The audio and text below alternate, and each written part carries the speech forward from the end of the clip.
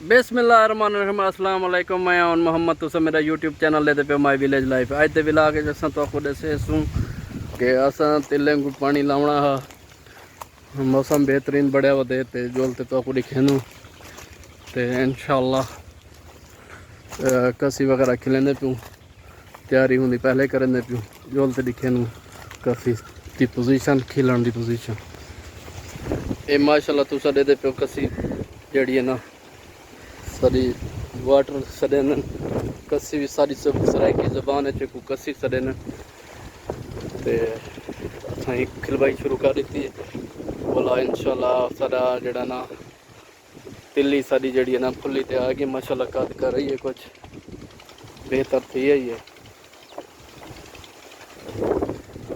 अंधारी मौसम भी आई भी बड़े होते दे पे सर जवान रेस्ट मारी पे कसी की पोजीशन बेहतरीन खिलाई थी नहीं पे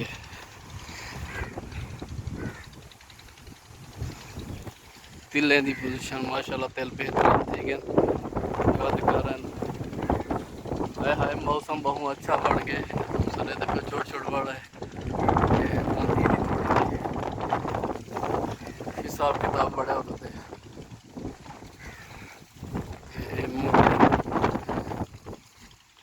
मूंगी की पोजीशन है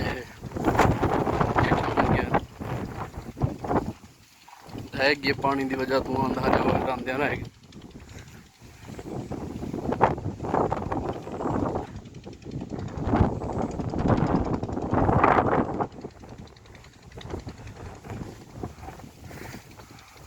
ये सारा जवान मेरे ख्याल ठंड लगी बैठी है खेली पियो माशाल्लाह माशाल्लाह बेहतरीन की पियो क्या है सुड़ क्या की बैठी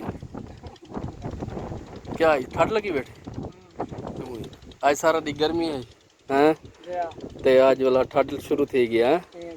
दुआ करो बारिश आ वने कद ते सोलर दी कोई जड़े जैन छोट पोसे माशाल्लाह सारा जवान काम शुरू कर दिते बेहतरीन कसी बड़ी होंगे अपना जड़ा ना तिलें वास्ते बेहतरीन सैटअप की होंगे एक दो पानी आराम नाल लग सन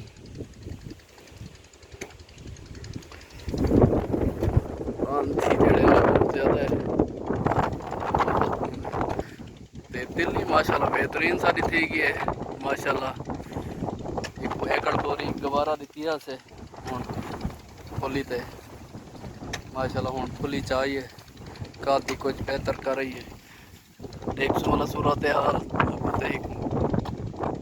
हाँ जी छुड़ा लवा चौकी बड़ा गिंदी नी दे चौकी बड़ा गिंदी कसी हिम्मत की थी तपई